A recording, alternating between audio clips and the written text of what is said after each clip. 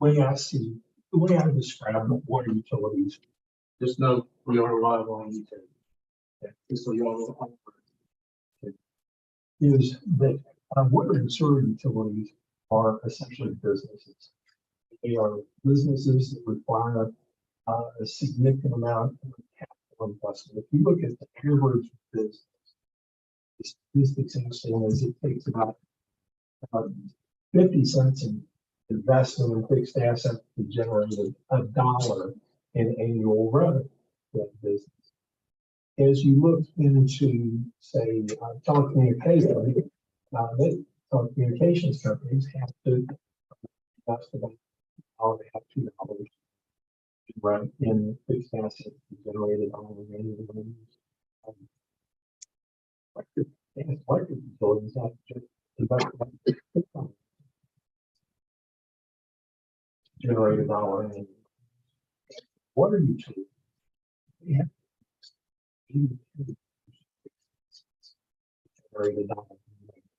Whole point of those statistics is to say that the water business is very, very capital intensive. And it requires so much capital investment that you can't have 2 or 3 or 5. You have to have one water utility, one sewer. And then to do that, the municipality has to decide who are they going to give that franchise to. They've got essentially 3 choices. They can sell the franchise to a business the way Lexington did. They can create a regional authority like you see throughout the state water districts. The city can say, we're going to control this business for ourselves. We think that that's in our interest for 2 reasons. One is that this is so crucial to our success as a community. We don't want anybody else to have control of it. We want control of it ourselves. And the second is, as a municipality, we're not going to have to earn a profit or pay taxes on the profit from this business. And so we can provide this service more efficient. So this community made that decision quite a while back. As a matter of fact, I think you all at some point may have been at a regional commission, regional authority, and then was brought back as a city. My opinion, some people say, well, what's the best form of governance for a water utility? And they're sometimes surprised at my answer and say, it really doesn't matter. I have seen well-run water departments and well-run commissions. I've seen well-run investor-owned, and surprisingly, I've seen poorly. But the difference comes down to governance. And the thing about governance, this is a very, very highly regulated business. By Division of Water, US EPA. And again, your regulator is your city council. And so with the world, one is there's a disease in the utility disease is where they think about themselves rather than thinking about the customer. That's the first issue. The second issue, if you get so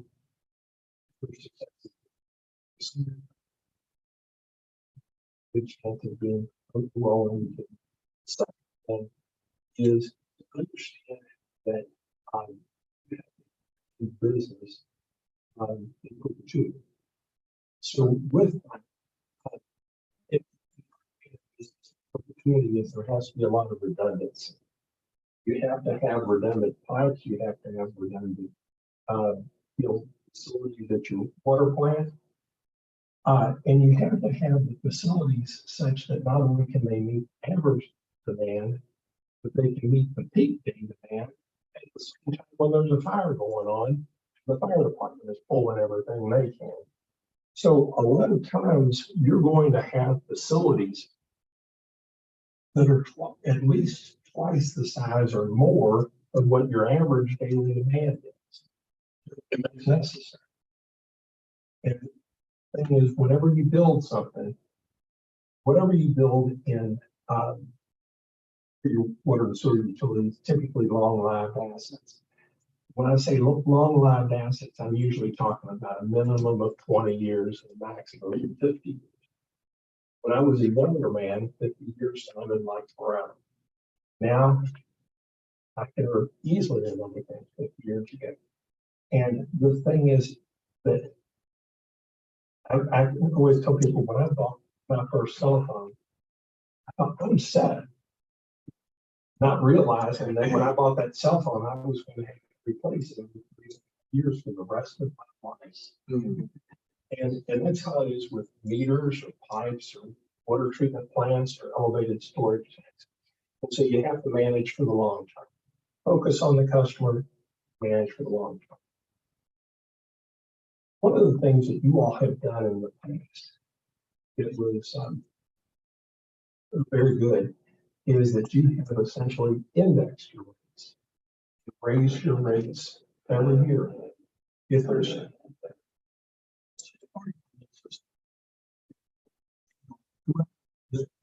throughout the United States, in the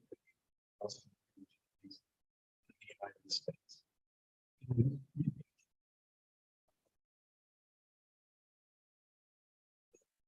Ones that look at the rates every year, very, very small percentage. But it is highly recommended as a best practice to look at your rates every year. And you all have them indexed, I think, to the market basket of what region. But because there are so many water utilities, some of them have cost structures that are very, very different. Some will have higher labor rates. Girls may have higher pension. Some may have higher chemical costs. I suspect you all have lower costs than some of them do. And so, you have to, while you're indexing the rates, you probably want every 3 to 5 years to go on and do a rate study. Now, one of the good things is that when you all get my services, you also get my rate models. And when you look at the rate model, you would think, well, the first thing you're going to look at and see this.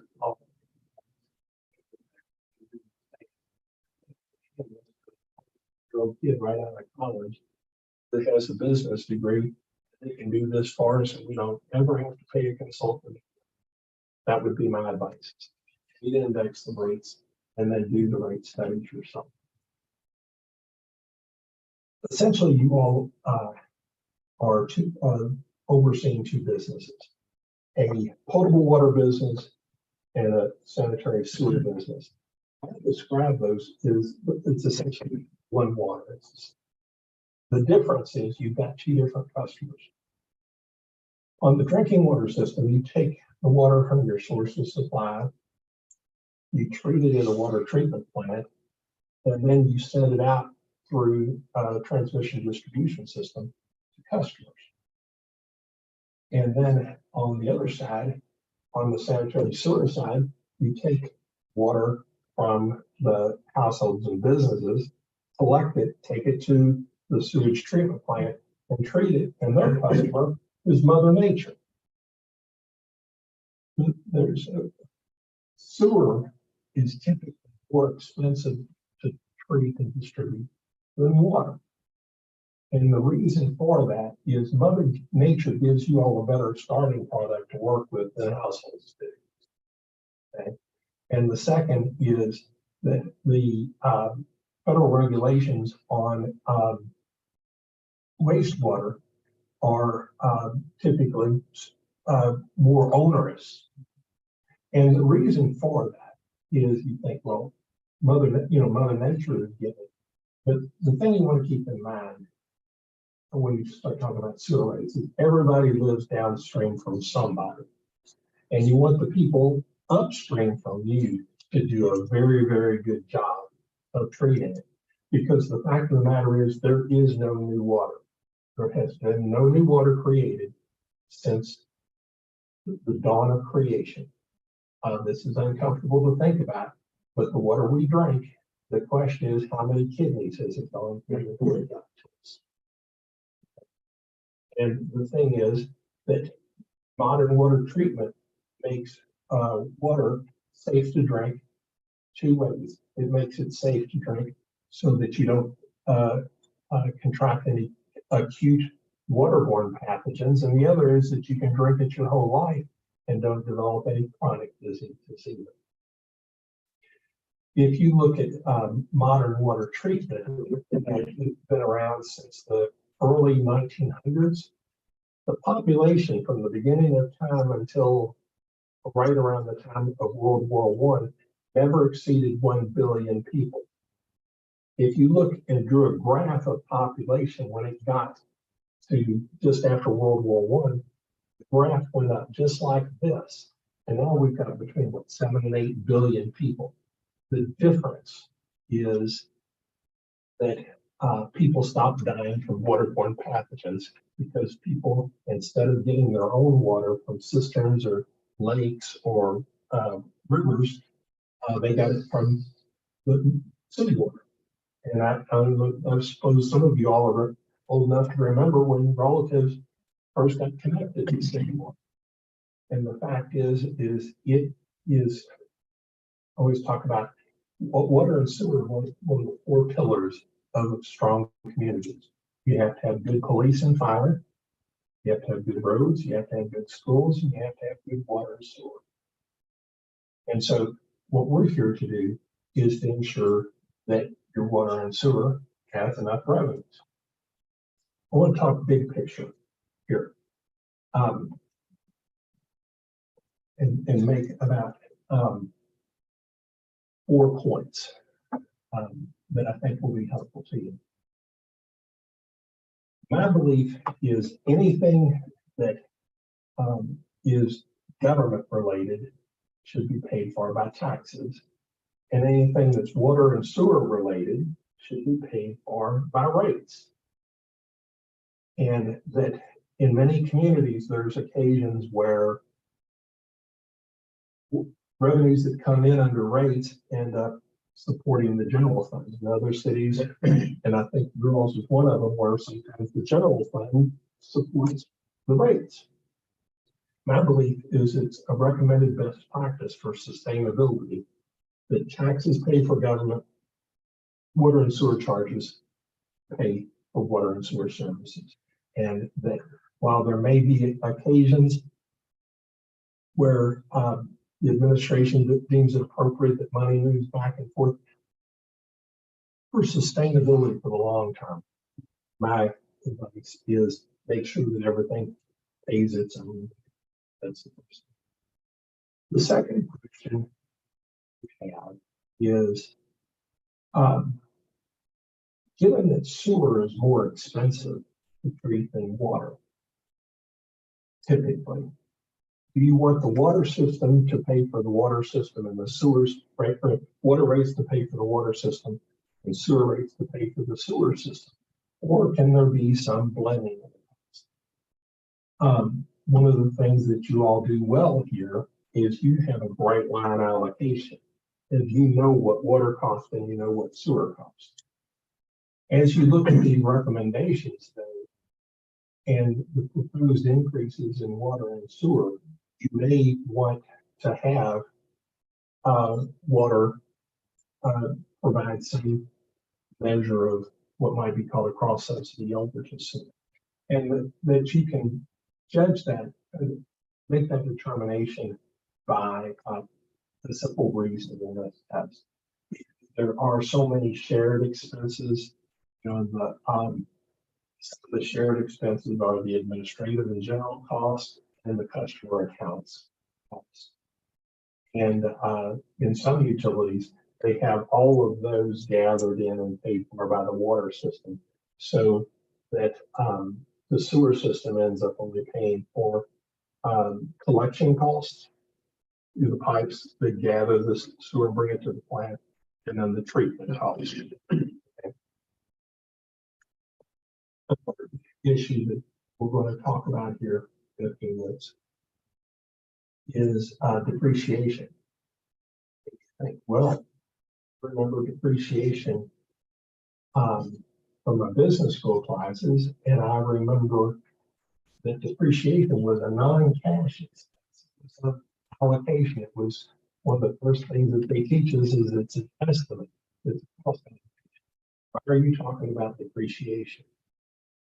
Well, first of all, let's talk about rates in general. When you go to recover rates, there's three elements of cost that you have to recover that I recommend that you can recover. First is you have to recover your operating costs. You have to recover salaries, wages and benefits. You have to recover operating support, and you have to recover benefits. And you have to pay for the financial services. So, and given that all of that comes in or goes out as a cash expense, you have to have cash coming in to pay for it. It's obvious. So next one is you have to pay for your debt service. You have to pay your principal and interest on your loans. And typically, most lenders require you to have revenues in excess of expenses of about 20% above the debt service. Say, okay, well, I don't have a problem with that. I can use rates to recover my operating expenses. I can recover rates to cover my debt service. So why depreciation? Well, when you look at depreciation, including that in the rates, it provides a number of things for you. One is that it provides you funding towards replacing assets that will ultimately be replaced. If you don't start funding it ahead of time, then what happens is when you go to replace it, then you have to have a borrow, which means that you have to have principal and interest and coverage to pay for it, which typically creates a real significant rate shock to the system. But if you can say, if you look at, say, fixed assets, and you can say, well, they're going to be anywhere from say 15 to 20 years to maybe 50 or 60 years. My advice is that when you go to pay for your capital program, pay for that short end with rates, pay for the long end with debt. That way, your liabilities, your debt matches your assets, so that you're paying essentially by borrowing 30-year bonds to pay for 30 to 60-year assets, and you're using rates to pay for the short. So the first thing is depreciation allows you to start collecting funds for asset replacement. Second thing is it also allows you to pay for emergencies. Because the thing is, if you know the folks over at Dawson Springs and in that area, if you don't have water and sewer, you don't have sewer. And so with that, you have to get that up and running. Well, FEMA has a role in helping communities restore for an emergency. But I want you to know what it is a reimbursement fund in place. You have to pay for the asset, and then they'll reimburse you if it's an emergency. The second thing is if you deal with FEMA, if an asset costs, say, $1,000, you might get $800. And so you have to have funding somewhere to pay for it. Third thing is it makes your debt cheap. If you have some cash reserves banks charge you, the more you need the money, the more they charge you. And the less you need the money, the less they charge you. So if you have cash reserves, let's say you have a minimum of 60 days of cash reserve. I typically like to have more like 90 or 120 days of cash in reserve. When I say days of cash, what I'm saying is imagine that you had some emergency hit your system and you are not able to bill or collect money, but you still have cash out the door. How many days could you operate without any cash coming in? And that's why I always say you want to have at least 60. And ideally, you might want to have as much as 180. But some places have even more than that. And then the final thing that depreciation does for you is your cash coming in tends to be relatively flat. If you were to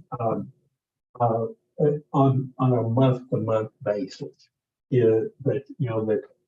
bills go out, and then about 5 days after the bills go out, the money starts coming in, and about 25 days out, you get most of it in by then. Your cash coming in comes in relatively flat. Your cash going out can be kind of spiky. And so whether it's like if you have an insurance bill, a lot of times the insurance, they give you 1 year premium. A lot of times if you buy chemicals, that you may be buying 90 days worth of chemicals, and the expenses can be spiky. And you don't want to get in the business of ordering something and then you can't pay for it until the revenues come in. So it's nice to have that reserve. So if we talked about that the systems fund themselves, and then you have that water and sewer kind of share a destiny, they share a cost, and they can share rate revenue. We talked about depreciation. Then we talked about the typical implementing a rate increase. Because you all have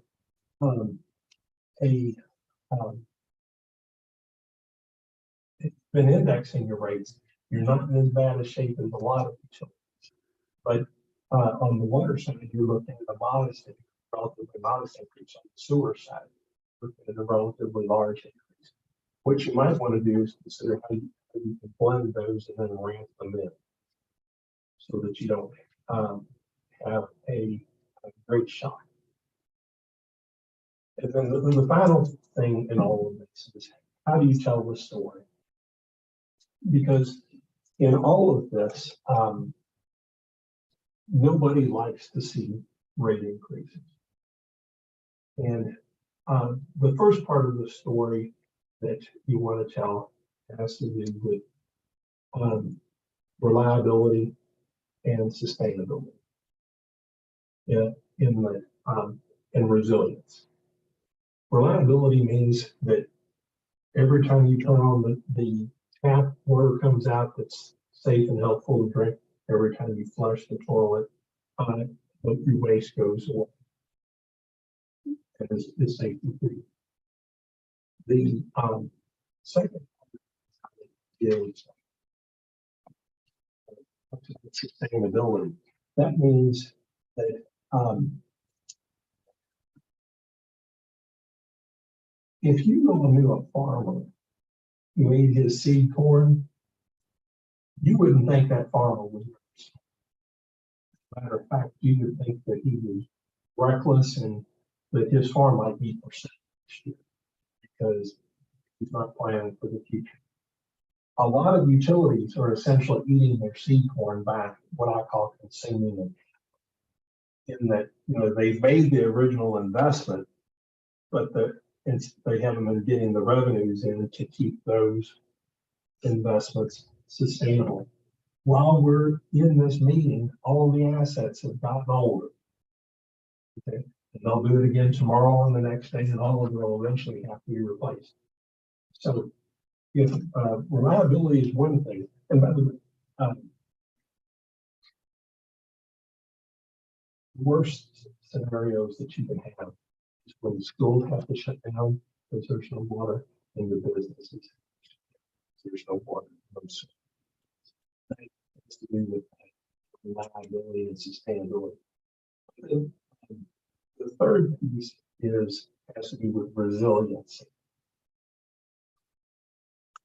Western Kentucky has had its windstorms. Eastern Kentucky has had its floods. Resiliency, the fact of the matter is you don't know which risk is going to hit you. But you all carry, while you have a portfolio of assets, you have a nice city hall, you have police cars, you have a water and sewer plant and all that. You have assets. You have opportunities, whether it's the businesses that are already here or the businesses that are considering locating. So you've got a portfolio of assets and opportunities, but you also carry with you a portfolio of risks. And whether it is a windstorm or a flood or gosh knows what, carry a portfolio of risks too. And the question is not whether you're going to get hit. The question is when are you going to get hit, and whether it's the left or the right, but you're going to get hit at some point. And the thing is, ultimately, this city is in competition with other communities for jobs. Sometimes folks ask me what my politics are. I always say it's very easy. My politics are jobs.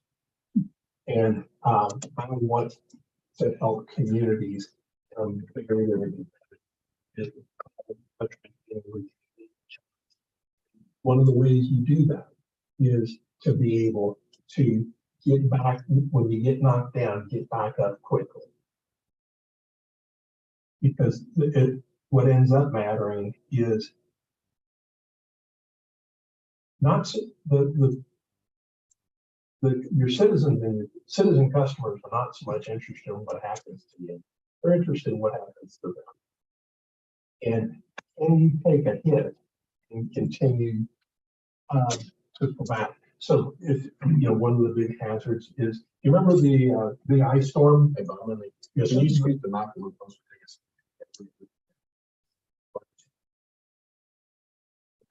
I would love to can this conversation you're having this beginning chemical engineers in the world of business. Okay, this is fabulous. I love it, and I want to make sure we capture own talk. And here I am talking and not capturing myself. So, but Glenda's going to do meeting minutes, and she needs yours too. So, thank you. I've given this speech so many times. I love it. You did a great job. I can do it with Miles.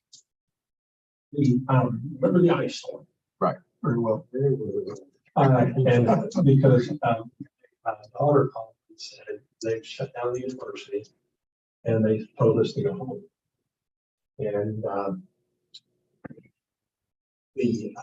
one of your risks, because water and sewer are very, very powerful, that is, the thing is, all of these risks are foreseeable. And you know what the risk, the nature is, you know what the trigger of it is, you know its probability, you know its development time, how much notice you get, and you know what its consequences are. Your job is to put controls in place. Preventative controls to keep bad things from happening. Detective controls to determine that you know that something bad is happening, and then remediation controls to fix it. Okay. So with that, again, we've talked about strategy so far. And so what you have to do is take a recommendation to your regulator and the story with it. I've given you some of the story now. The thing about this story that I told you is when somebody says, but really, is that necessary? You can say, No, it's not. But you remember the television commercial? The guy says, you can pay me now or you can pay me later. What you're doing is what is considered to be prudent best practices in public policy of ensuring that you have got a reliable, resilient, sustainable water and sewer plant. Because the thing is, you all have got a fairly significant industrial base here in town. It is the envy of pretty much the rest of the state. They would love to have this. And the way that you keep a visit cheap rates, it is with reliable, sustainable, resilient practices. Because the thing is, nobody down there in that industrial complex wakes up in the morning thinking, I hope I get to call City Hall and talk to them about my water bill or my water quality or my water pressure or sewer bubbling up.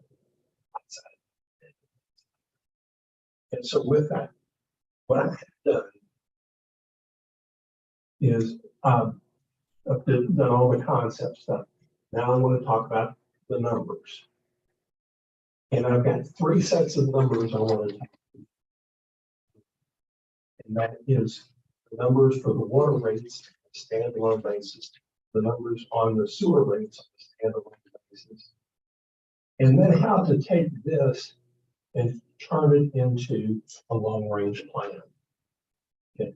Your folks were so expeditious in getting me the numbers that the cost of this project has come in and we were able to add scope to the project. And part of the scope that we added that wasn't originally contemplated was long-range financial plan. Good deal. The reason, when you talk about rates, the first question that folks think of is, well, what should the rates be? To some extent, you all have been taking, well, here's what we charged them in the past and we index. You all have also done looking at what other neighboring communities. But ultimately, what you want to do is take your last set of audited costs. And I know some of y'all are taking notes. This is noteworthy. Take your last set of audited costs, and then you adjust that for known and measurable expenses. Well, we can spend a whole lot of money where I can worry your water people and your sewer people about every invoice that comes in and how much it is different than last year and all that. Or I can just take a look at their budget that was approved and say, well, that if your history costs were this and your budgeted costs were this, let's look at the budgeted costs going forward. That's one of those tactical decisions in rate making. You might use historical cost or current cost. I recommend that you use the budget. And that's why I think the budget is such an important tool, important management tool. Is it should be challenging, but it's cheap for your staff, but it should reflect the resources that they actually need. Then we go through and we take you into the weeds. Got a cover, you've got the executive support. Then you have something called a schedule of adjusted operations. Okay. That's a real fancy term for essentially, you call it an income statement. You start off, the first column is break that down into operating revenues and operation and maintenance expenses. We start off with what's called a test year for the 21-22 audit results. Okay, we pulled that right off of your trial balance report.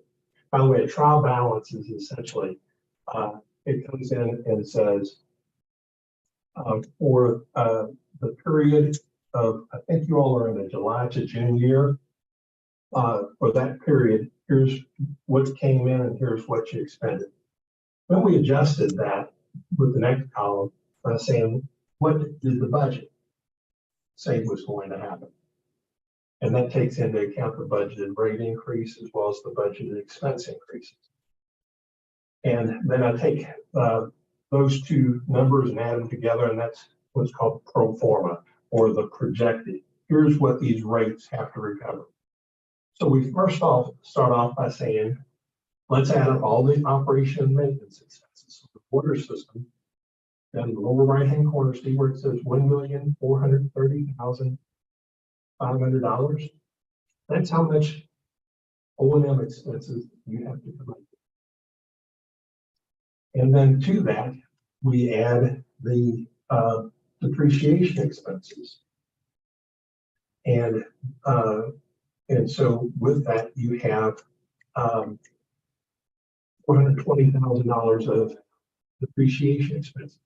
If you all wanted to carve your rates down, which I would not recommend, depreciation, but for all the reasons, I've already given you the reasons why you shouldn't have. That gives you your operating expenses. So that gives you what it costs you to operate the business. Let's go to the next page, which is revenue requirements. It starts off with that same number that is on the bottom, 1,850,500. And then we add to that. So we have O&M expenses, depreciation. Let's add the debt service. And that gives you your total revenue. It means your water system has to come up with $2,034,647. We said, well, I'm already getting revenues from other sources, getting existing rates, I'm getting tap fees, interest earned, rental income, hydrant fees, different things.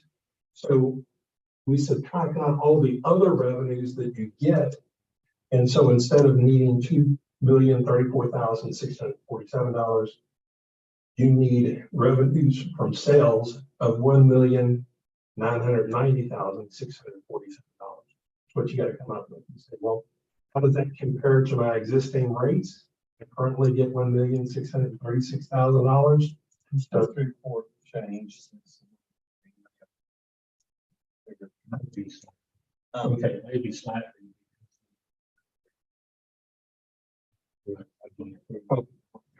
Email.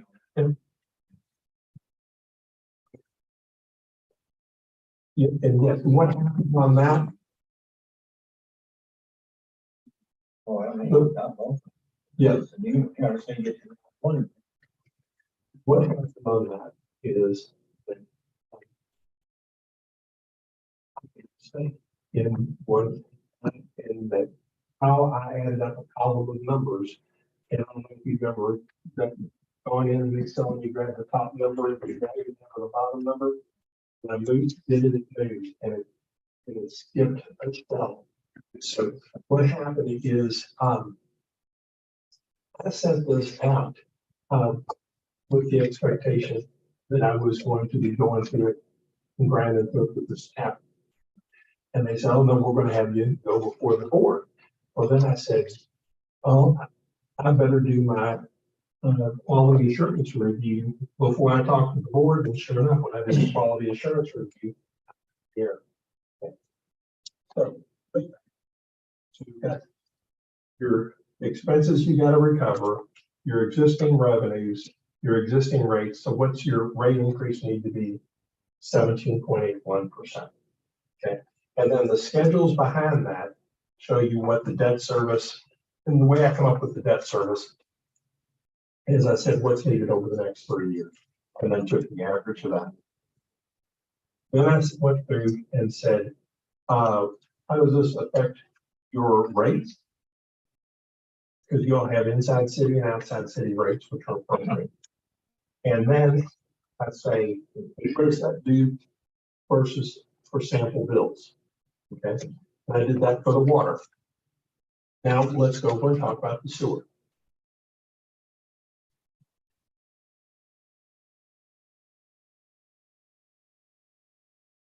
Okay, you got your sewer report in front of you. Let's flip that over. It's got a cover, it's got an executive summary,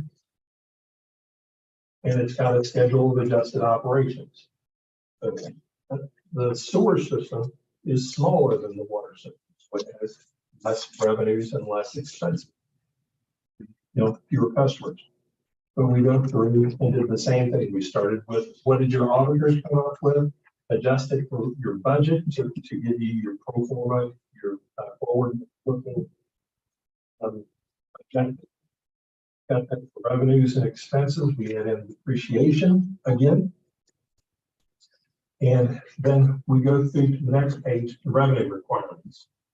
And so we start off with what are your projected operating expenses, $890,000, add in your debt service. That gives you a total revenue requirement of $1,156,976. Subtract off your other operating revenues, it gives you your revenue required from sewer sales. $1,105,000, 976. I'm sorry, $1,105,976. Your revenue from present rates is only $608,149. So you have an additional revenue of $497,827, or nearly an 82% rate increase.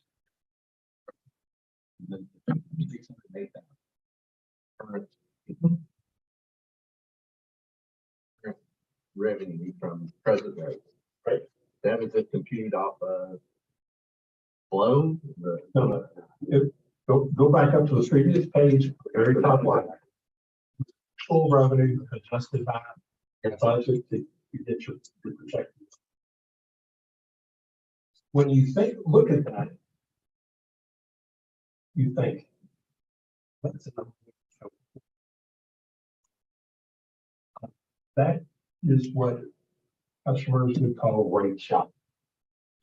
And so I think you've got a couple of options here. You've got some of them are not good options that I would recommend. But let's talk about what I'm not going to recommend. I'm not going to recommend depreciation. And I'm also not going to recommend that you cut out some people only want to go off the audited cost and not off of the budgeted figures. My advice is that the numbers, the cost has simply changed. You're in higher inflation. We haven't seen 20 or 30 years, but the reality is we're in a higher cost environment. You need to reflect the historical cost. But there are a couple of things that the first thing you can do is you can direct your consultant to say, what discretion can we exercise here in terms of cost allocation? Because right now, we use your cost allocations that your staff currently does. Your staff, in a lot of cities like yours, they keep one set of books and combine the numbers, water and sewer, and the consultant has to come in and separate. Your staff has already done, but they've done it based off of what makes sense for them. But for example, what you can do is take your administrative and general expenses and your customer accounts expenses and apply those to your water customers. Okay.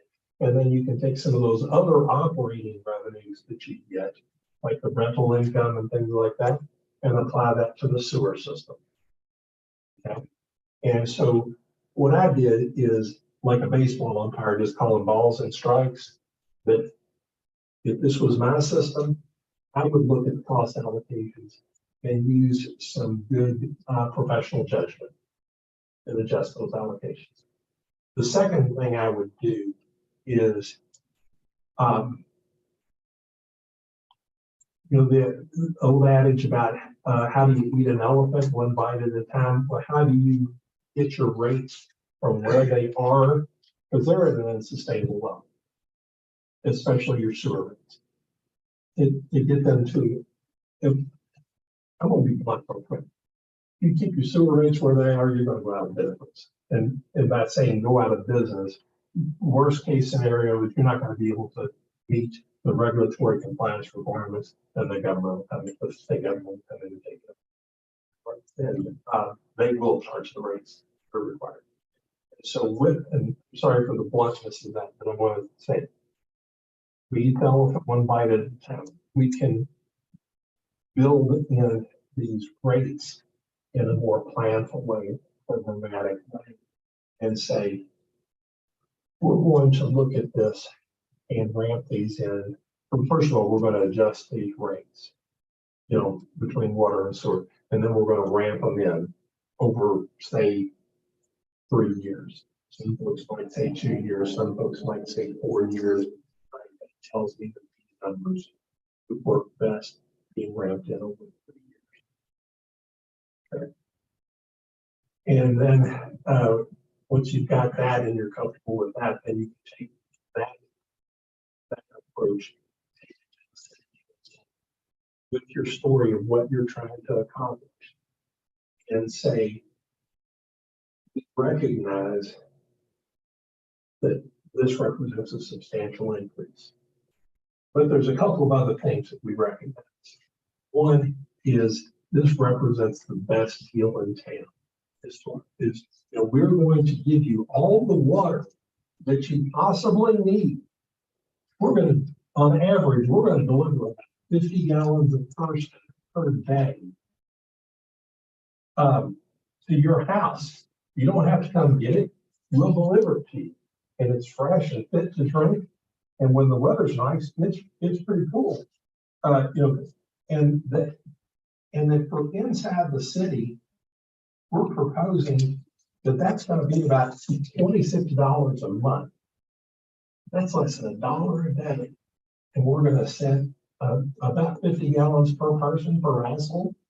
So a household that has 3 people, and we're going to deliver nearly almost 4,500 gallons. And we're going to do that for less than $1 a day. That's the best deal in town. That's what's called the value of water. And then we're going to, no matter what you do to it, and we know what you do to it because we see it come through the pipes. We're going to do that inside the city. On the sewer side, and what I'm doing is going to back in the very back of the report where it says comparison of existing and proposed bills. And we're going to do that for about $2 a day, in the long term. And so we're going to adjust those numbers based on water and sewer based on your direction. But for $1 a day, we're going to give it to you. For $2 a day, we're going to take it back and treat it. And you can use it your whole life. You can give it to your babies. You can give it to your teenagers who would rather drink Diet Coke or whatever. And this is, good and healthy, makes for strong bones and teeth. It's the best deal in town. But my advice is, what I would recommend that you all tell me to do is move the administrative and general and customer accounts expenses over to water. Move the other operating revenues over to sewer, recompute that, and then ramp it in over 3 years. That's what I would recommend that you all tell me to do, and then tell me how that's going to do. We have this adjustment in annual. Last year was over 5% on the water. That makes it 2.5%. 2.5 times that on the sewer. We got a water rate and the sewer rate 2.5 times the water. How far off is that from what we're looking at? Just do quick math. 5%. 5%. CS had 17% last year. Combined bill, right? About water and sewer. Right. So every bill is water what I'm and saying sewer, is, right? Already got an adjustment. Yes. So, city council You need to talk about the difference it's gonna make between that What I adjustment would that say exists. is you can send us for a year, that if you put this in. Because the thing is, your adjustment doesn't contemplate depreciation. We can easily just set that aside, in that our ordinance adjustment. Or what you could do is say that Take this counsel one is and saying, instead of- yeah, say we're gonna index it. And then on top of the index, we're gonna put whatever the difference is. To get to where we're at on the average water bill. Average lowest water bill. And water. Sewer. That base rate. Subtracted it, 90, and it's 51. Well, but the other thing is the index, that was last year. The indexes that we use is tied to what? Prices, Cost, inflation, cost. If we wanted to read that ordinance, which would be simpler, his suggestion was, great, use the ordinance, use whatever that rate is. But you better lay it on top of this And plan. yes, and of course, we stack this plan on top of it to bring it up to the level of this plan. If the plan calls for 25% increase, And you get everything together, 10, then you increase. that's what I'm saying. Is that whatever the index shows, great, but That's what I'm saying. And what I can show you how. One other thing that I want Is this KIA loan here on sewer, is that we're working on? Yes, should be. 140,000 plus interest a year. It is that one, okay. I just want to make sure that we weren't overlooking that because we had one. No, we put, I think, we put it, what? Oh, wait.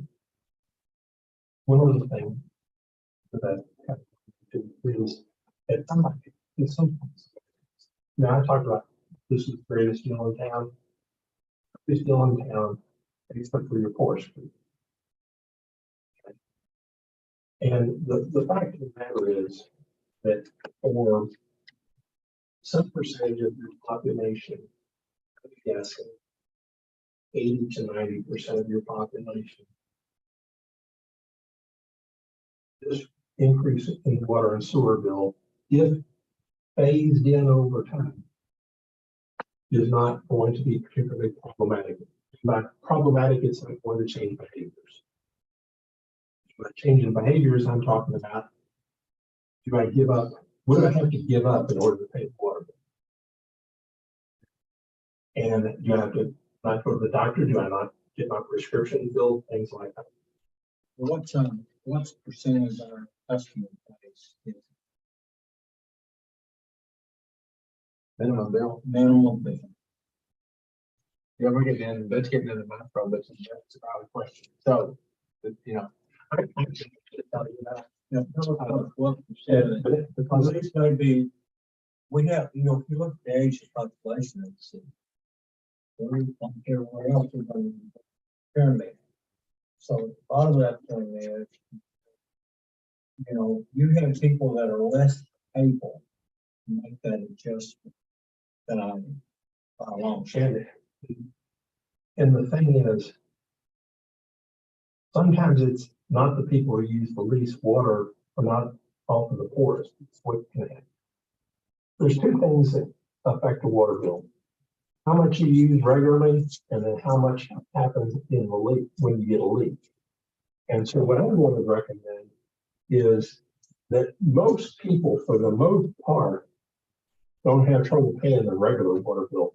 They have a problem paying the leak bill, and they have problems paying for the plumber. Okay, when there's a leak. And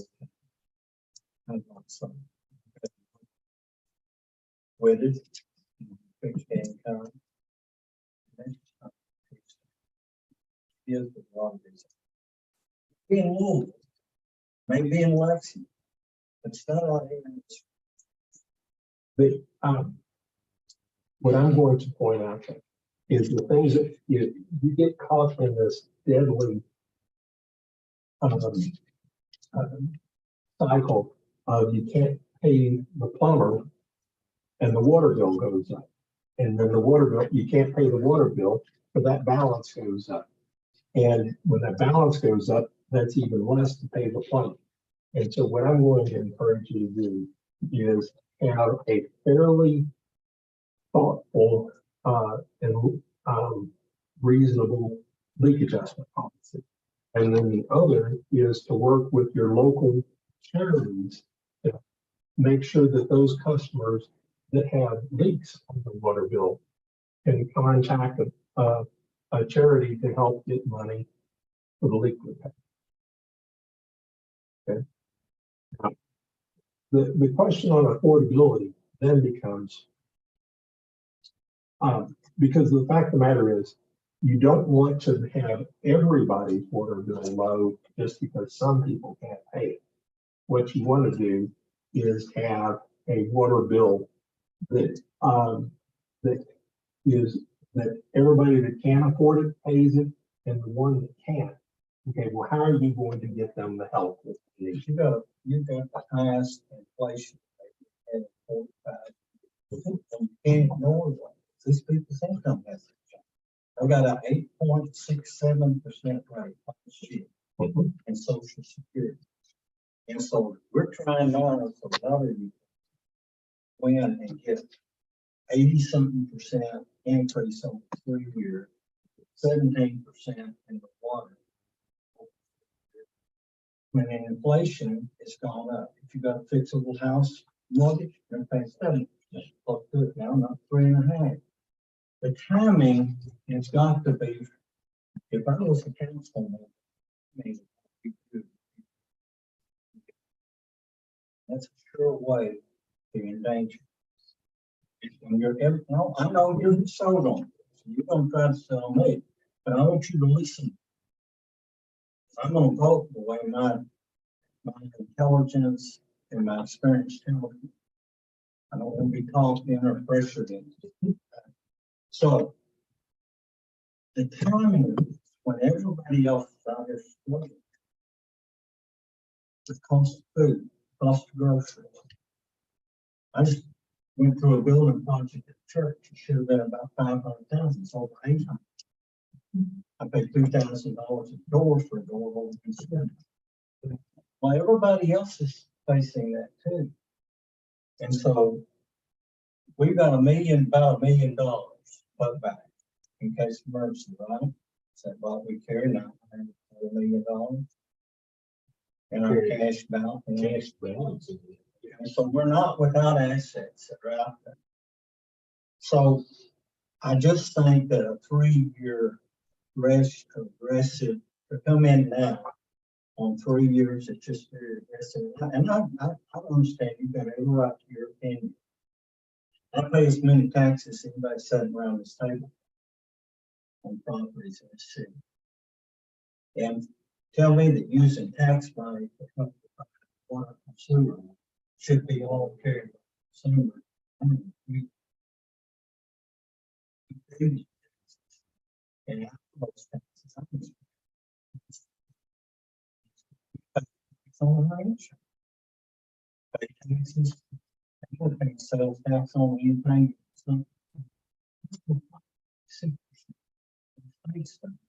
So our sales taxes.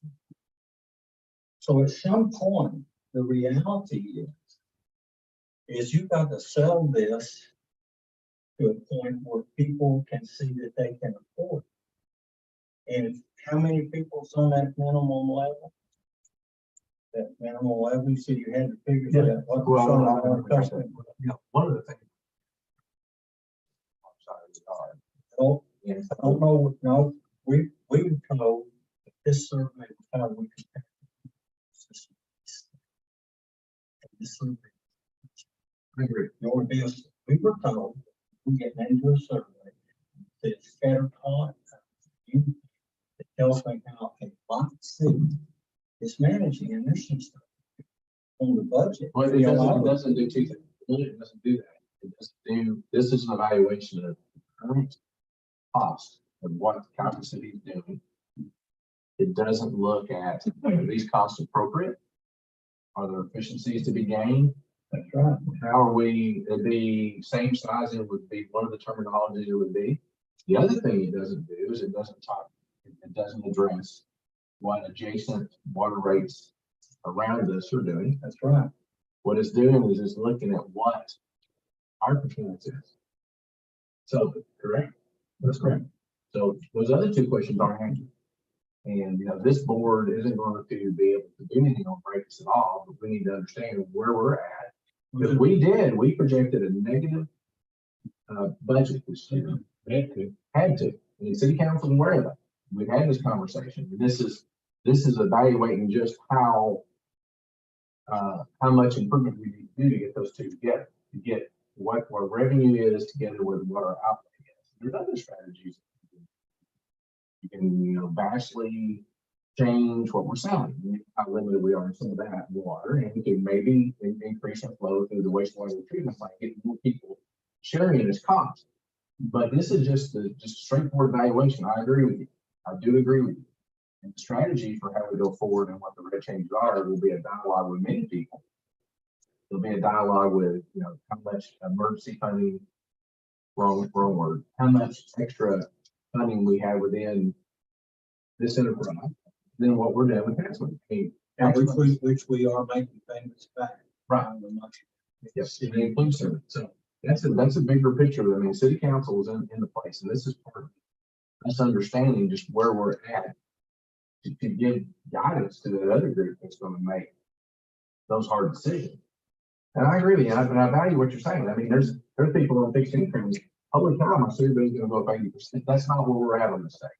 This is trying to face up to where the gap is and trying to get better. This is where we're at. It's not how to fix it quite yet. Now, Bob here has some experience and talking to us about some things that, and I find that, you know, this may not be the path that's right for this community.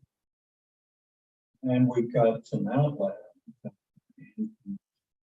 State park and your sewage. Yeah, and that's why I'm changing the numbers. It's just a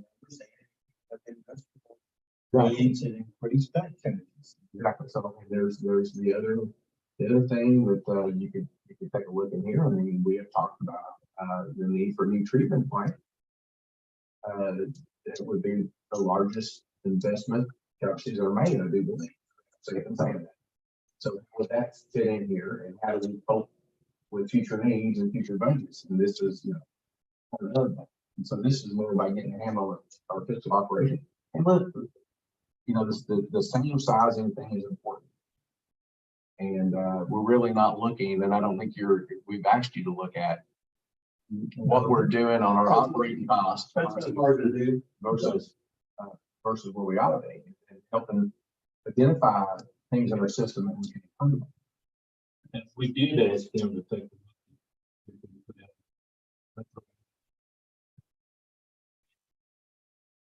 Treatment plan.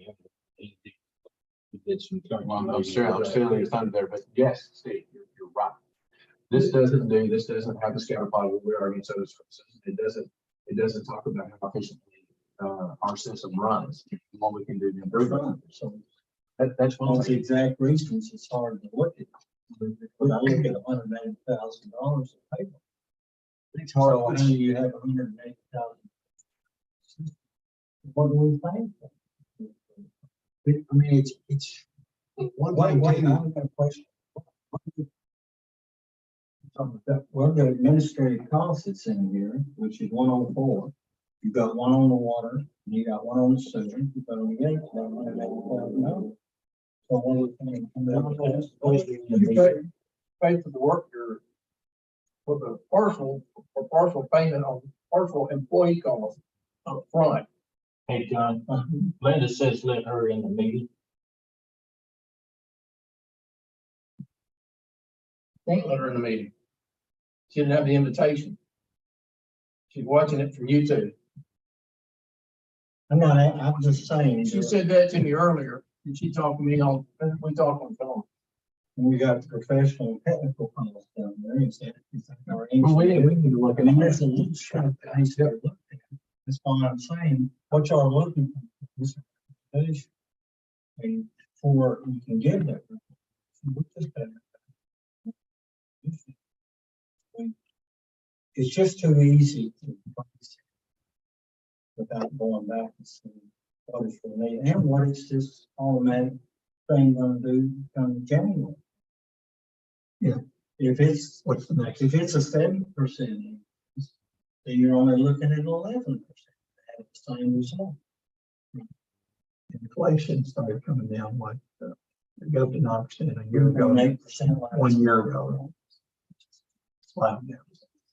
We can provide you all with comparable rates. from the region, the state, similarly sized.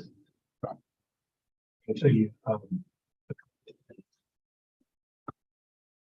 one is that I think that what you're going to find, and I'm doing this off of my memory rather than off of the data assumption, is that you're going to find that you all are on the very low end of rates. The second thing, I'm saying what we charge yes, is on the low end. Sure. yes. Second thing I want to say is that there's no substitute for what you all provide. So the customers need it. And so if you're very thoughtful and conscientious about it. But the fact of the matter is, if somebody can't pay for something that's necessary for life, they've got problems you all aren't going to be able to solve. If somebody can't pay their water bill, which Can you hear now? go ahead, okay, if somebody can't pay their water bill, they've got problems that you all can't solve. And that's a harsh reality. Right. And so with that, the good thing that you all have is options. And it may not feed to take something on Monday. We certainly can. There's no reason why not if you all can come to a consensus. The point that the gentleman made, I think is so powerfully important, which is, if I understood it correctly, is that this is something that this group wants to think about and discuss and come to a consensus on. Because the good thing is you all have options on how to do this. You have strategies. Even what I gave you all was a recommended best practice on whether you use tax money or not. That's not a requirement. That's recommended practice. If the thing that works best is what you all can all agree to. And if you agree that, let's say you're going to have a program where you take folks and say that they are, let's say that they receive some type of public assistance. The widowed mother that you're talking about. I would say it's probably likely that she's on some form of public assistance. But what you can say then is that that if anybody is already eligible for that type of program, they're eligible for a discounted water bill. Let's say that you can say that by a discounted water bill that any amount over their, let's say, without any amount over, let's say that they got two people in the house. Two people in the house doing 50 gallons a person a day would be 100 gallons a day, 3,000 gallons a month. You can set up a program that says any usage you have over 3,000 gallons will cover out of the tax base. You know, we could set up a program. You could set up a program like that. There's any number of things that you all have. The thing that makes you all different from most utilities is you've got options. a lot of utilities simply don't. They don't have any cash in the bank. They don't have any, they don't have a water and sewer system to move, the cost back and forth. They don't have a tax base that might be able to provide a share in this. So the thing that I would recommend is that find the solution, because there's a lot of different ways to skin this cat. Find a solution that gives you that reliable, sustainable, resilient system in the long term, while still providing affordable rates now.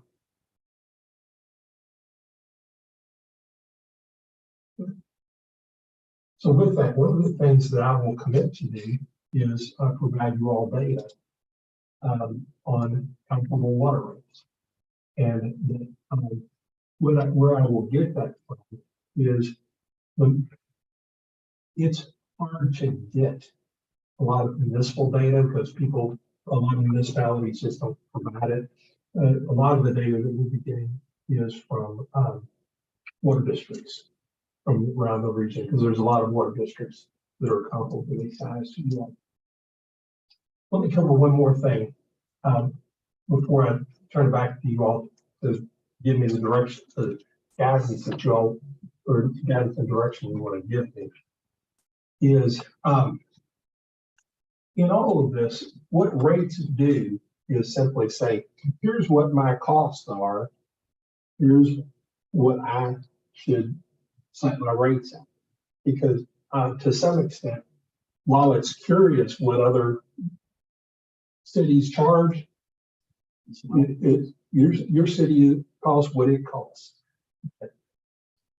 But one of the things that we did is that we said, okay, if we start off with your beginning cash balance, and what I heard was a theoretical exercise, as I understood it, was it said, what if we wanted to invest $15 million in the water system? And they didn't say what it was for or anything like that, but we wanted to spend $15 million on the water system. How would that impact us? Well, there's three ways it impacts. One is operation and maintenance costs. And I assumed there would be no impact on that this would be replacing something old with something new. Because you're either doing growth related improvements or capital replacement. And I was assuming that this was capital replacement. Right. Second thing was, I started off, okay, how much cash do you have in hand? And I took the cash and said half of that was for water and half of that was for sewer. That gave me the beginning balance. And then I said, how much did you want to, of your beginning cash balance, how much of that did you want to keep in O&M reserve? And I said, I assumed that you wanted to keep 60 days in reserve, 60 days of cash. Then I said, okay, I'm assuming that you want to finance this plant with debt because a long life plant should have long life debt to pay for it. And that you would do that with debt service over 30 years, and that the debt service would be level and your debt service rate would be 4%. I made those estimates. Then I said that your O&M expenses are going to go up about 5% a year. So I took all of your O&M and indexed it 5% a year over the next 5 years. And I said, okay, capital construction costs. Then we was talking about a church project. I think that capital construction is going to go up about 10% a year for the foreseeable future. And the reason for that is that there's a great influx of money from Washington is basically sucking up the contractor resources and the materials resources and creating the demand-based inflation. Okay? So I said, okay, that, it's going to, your capital costs are going to go up about 10% a year. Then the third thing I said is, if you've got a $15 million plant now, what's it going to cost when you bid it? Well, in order to bid it, you have to design it. And in order to design it, that takes time. And that it would take, I would think, about 2 years to design and bid a $15 million plant. And so if you've got it indexed at 10% a year, that $15 million project becomes just over $18 million in 2 years. And so then I go through and say, okay, based on those assumptions, what I do is go in with a beginning cash balance, and then I add in the cash generated from operations, which is the cash revenues in excess of cash expenses. And then I subtract out what I'm holding for my operating reserve, and that gives me the cash that I have available for improvements. And so what I was assuming is that there would be no capital improvements in 23 or 24, but that what was contemplated in $15 million in today dollars would be $18,210,000 in inflated dollars 2 years from now. So again, beginning balance plus cash generated from operations. So I'm assuming you're going to generate some cash over the next 2 years, and your cash right now, I think you all have about $1.3 million in cash. Yeah, and but separate half of that out for water, that you've got $675,000. I think you're going to add about $1 million in the next 2 years. But then that's when you have to do the borrowing. And I think that you would have to borrow essentially the cost of the whole investment. So then you've got 2 sets of costs coming in after that. You've got debt service costs. We're assuming no new O&M costs or O&M savings, either one. I'm assuming that you'll have to pay debt service and you'll want to collect depreciation on that. And so with that, then I go through and, and I have indexed out all your income statement items, all your revenues, your expenses, and so on. And let's see, I compute cash generated from operations over the next 5 years, which are capital improvements. Oh, also, y'all don't have any, what I call, I don't think you have a budget for unplanned capital improvements. I put a number in there that you probably, and this was a complete gut level, that you probably need to be planning on $50,000 worth of unplanned capital expenses. I don't know if that's a good number or not. You'd have to talk to the water people, but my gut tells me that's about the right number. And so, $1,000 a year, yeah, for unplanned capital improvements. That's like pumps going out at the water treatment plant, having to do something, and doing you may have an elevated water tank that you have to do, something like that, so on and so forth. And so with that, and again, this is just a first cut with really very conservative assumptions in there, that essentially that you would have to have 2 more 15% rate increases on top of the one that we've already talked about. And so again, the reason why I say this isn't that you need to raise rates 17% plus 15 plus 15. Is what I'm saying is that you probably want to stop looking at just what do we need to charge this year, but what do we need to be planning for over the next 5 years. And with that, if we that allows you to not only plan for expenses, but plan for efficiency improvements and say, we want, to see, a reduction in this cost or controlling of that cost. And say, we want to cap this cost, things like that. And what kind of changes would we have to do that? So with that, I have provided you all, a draft 5-year capital plan.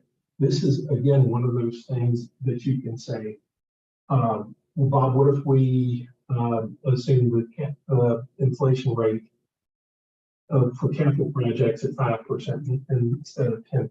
What if we, instead of borrowing the money over 30 years, we borrow it over 40 years? What if we assume that we work with our legislators and we're able to get, say, a $3 million grant and a $3 million in loan forgiveness? So that instead of having to borrow $18 million, we only have to borrow, well, what I'm trying to show you all is the tools that you can put in your toolbox to accomplish what you're trying to accomplish. So you're gonna do Yes. Okay. But what I first wanted to do, yeah, I wanted you all to see it and see how the thing worked, to walk through it with, so that you can look through it and then decide, okay, because the original task was, what do our rates need to be? And so I've completed that. So now what I'm looking for is direction. And say, you've given us this, we want to see this thing modeled out a different way. And we want to see some regional comparison. well, I mean, invariably, once, we'll take this hard look at ourselves. Ultimately, we have been investing definitely in sewer infrastructure. We're not going to the sewer rehabs for years. We got a big project in the headworks and different things we're having to do in the community council with the guidance from the mayor have been willing to do a certain amount of it. And would most likely. But yeah, that's gonna be a turning question. I mean, one of the first questions comes, no, we're not rates stand. And again, I mean, I know we're being watched. This is us getting a grip on where we're at. Okay, this is the discussion that is way out in front of any changes to how we're doing stuff. It's just trying to understand. I mean, we each are going to we're in the steer budget this year. There are a lot of moving parts here. The old water thing is doing great, extent. And it's one of these things that's near the end of its useful life. The capital planning part is very key to getting that. And I think the different government powers know it's hard to make small water and sewer district. Honestly, projects that that come fruition and changes picture somewhat, but we need to start looking at when we change it over to and this is country board. These are the things and type of metrics we need to be watching, right? To see how we can do it, and even it's fair game to ask questions about how much we pay for one versus the other, and even for general in the city, how much we actually resources in the city will. And Calvert City wouldn't be Calvert City without 1%. And we got key things, and we're blessed with good fiscal responsibility throughout. It's just a matter of how we get in front of this before it becomes a crisis. Talk about fiscal responsibility. The reason why I was made that recommendation is water rates pay for water, sewer rates pay for sewer, taxes pay for government.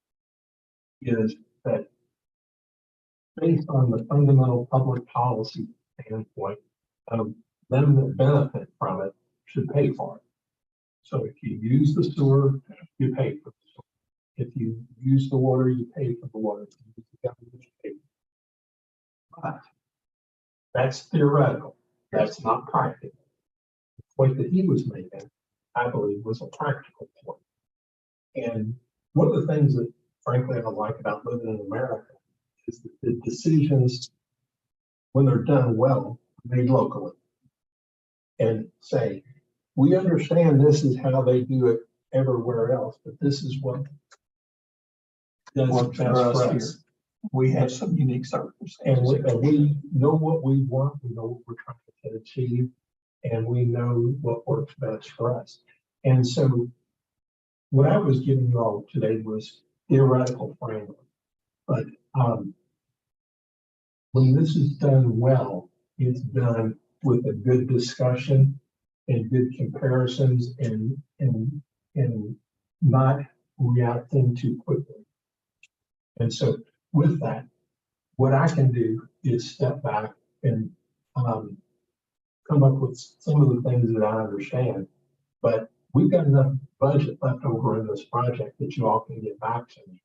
Tell me what you want to see next. Okay. Candidly, I don't think you're ready to go Tuesday. But I don't mind it. That's how what we certainly, we're here for. What we're here for. And, probably not. We'll keep Monday blocked out and we'll be planning to be here if you want me, you know, for the first discussion.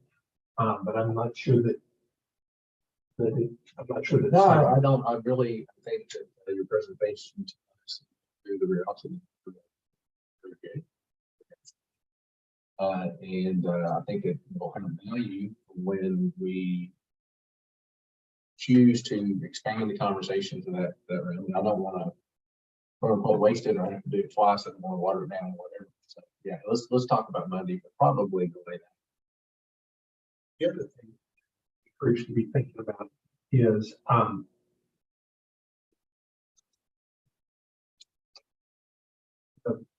you know, the implementation and then the communications. Business owners are savvy people. They're smart people. They don't like to be surprised. And so to the extent that the business case for them is being discussed with whether it's Chamber of Commerce or Rotary Club or things like that, you don't want to come out there and get out over the top of your skis, but you also want to build a reasonable, appropriate expectations as well. Do you still go to the thing, it's the Tuesday, once a month thing where the environmental people come out? Sometimes plant managers meet once a month. Well, there's several of them. Well, I mean, this is the one that the citizens have involved. Yeah. Yeah, the cat teams are still. So summer break happened. The Right. the cat team is responsible. Yeah. But don't lose sight is that plants are some of our most important water customers. They are our most important water Well, customers. I think First off, the household and clean drinking water in the city, our city is like the fact that we're blessed with such a large industrial base, really base loads our plant, helps our water rates to be good and helps us sustain that effort. So, you know, we got to be these things we're talking about today, resilient, sustainable, and reliable for industrial plants. If our utility system does represent those things, they do recognize us as a valued vendor and decide to stay with Calvert City Water, which they have, and we've got the proven track record to do it. At such times as we may have to do whatever improvements to meet their growing demand, that enables us to continue to provide citizens with great water service. Yep. It does all those things they require. It's almost like we just changed the whole dynamic of city water versus your typical things and factors in other areas in Kentucky that don't have it. It allows us to do things here. Well, let's go back to one other phrase he said, taxes for government and rates, you know, water rates for paying for water and sewer. Do we have a city tax on those things, chemical plants? Is there a city tax payment? Is it a county tax? What are they? Or local chemical plants? Yeah, we do realize tax revenue forms from these large industrial concerns here. The least of which would be That's not place to go. You got property taxes, you got. The other thing I asked you. Grandson soccer game. That's important. I make her, the little German mad, it's a miserable life. Also, one of those portions of what we're looking at. If this city grew 10%, we're not. So if we grow 10%, we can function on being an environment that is growth friendly. Then what does the 10% grow? I mean, that's something calculated. Yeah. What does 10% growth do to us? Because if we reduce 10% in household, and we've got a whole other set of headaches out there. And in our county, they're not required to time to this, they can build a subdivision outside our city limits, and they're not required to camp in for any public. They can do it well. So, Very interesting. Your cost structure is about 80% fixed and about 20% variable, maybe as much as 85% fixed.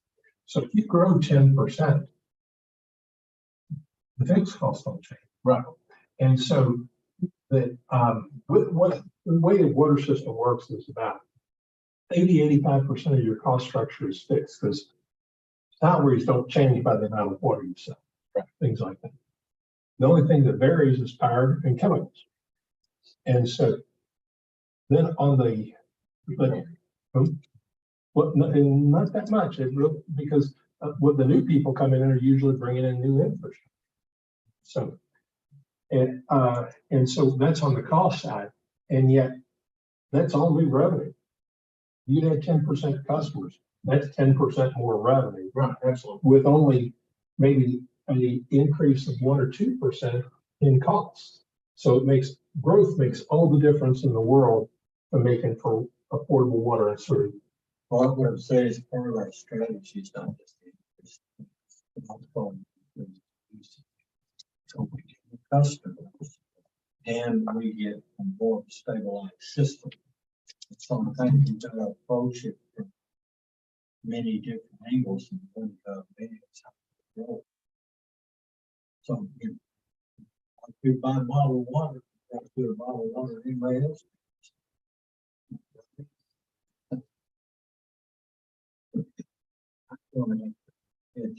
Thanks for being Thanks for your patience. It's all about numbers. You will be an important point. Hard here.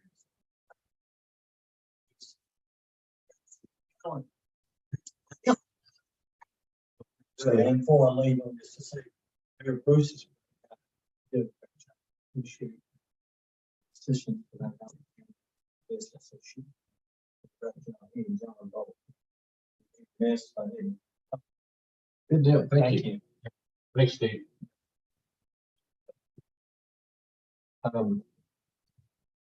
Yeah, there may be some things we might want to tweak around a little bit on this planning for future.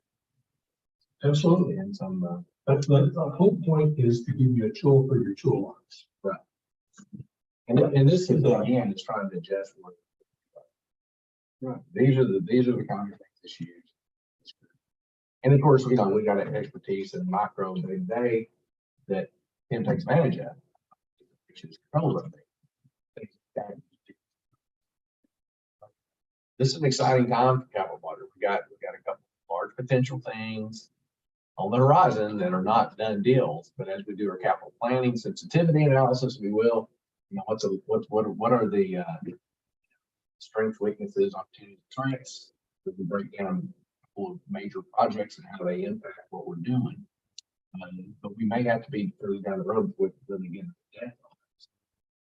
One thing I want to comment, and it's beyond your work here, it's more the numbers you got, is when I saw the pro forma numbers, a couple of them that really jumped up in terms of an increase were salaried employees.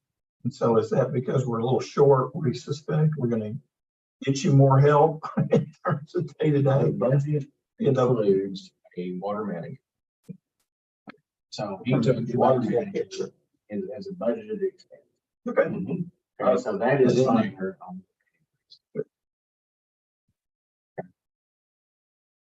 think about it. We all have important decisions to make, important recommendations to make, that you understood, that you got the information and you understood it. You know, how to presented it, you know what your options are.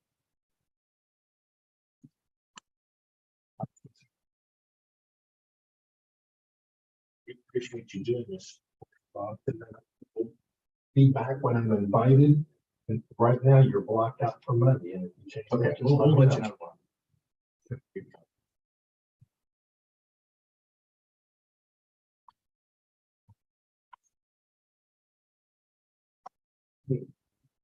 Comparison to other utilities in this area, yes, it's important, just like Bob said, and Understand.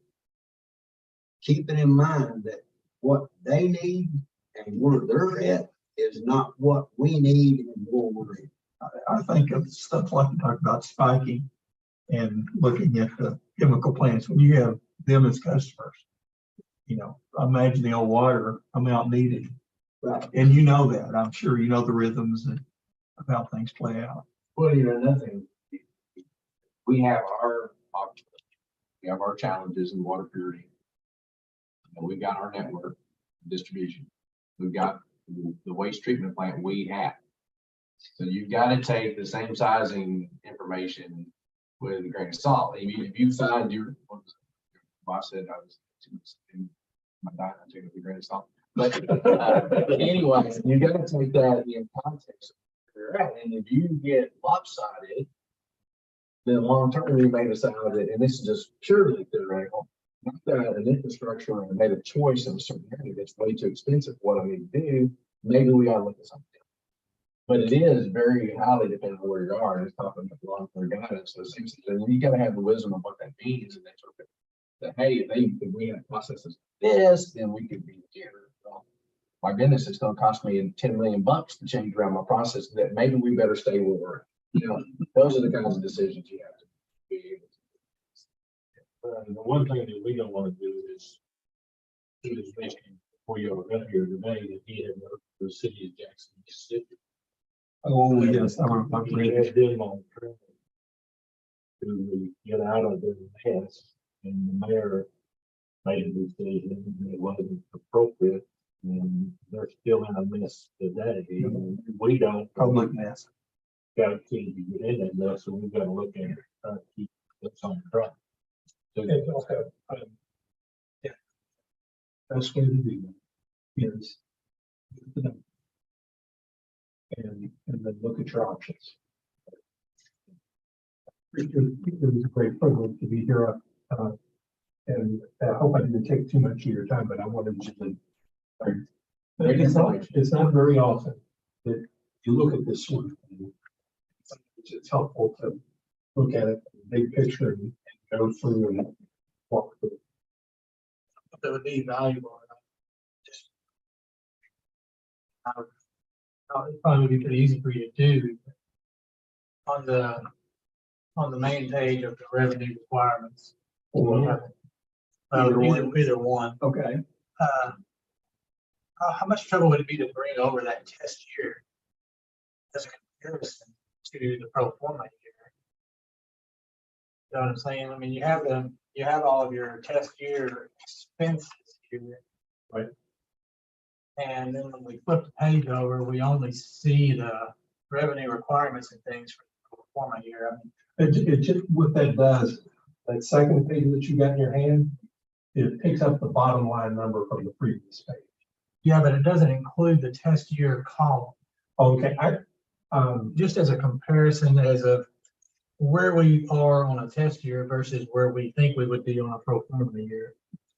It's just another tool to see, you know, where we would have been, I guess, on that test year, or where we would need to change our rates based solely upon a test year versus the pro forma column. and there are things we can do, like we can take out the budget changes that you made.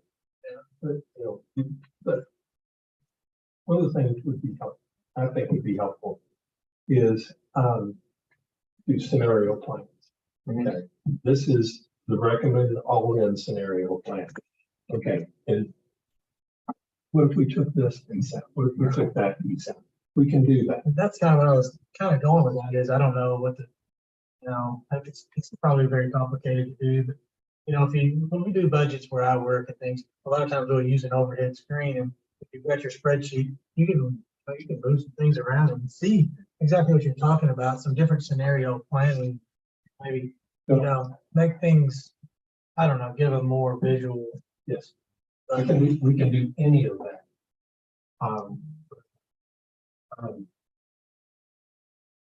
Areas of expertise is with the model. All that stuff.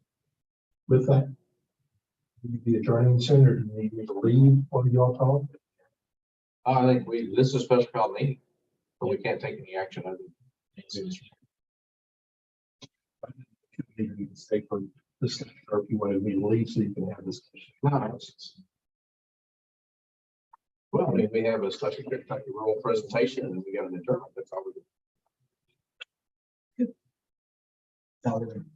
Hope you're done in a moment. Yeah. Move we adjourn.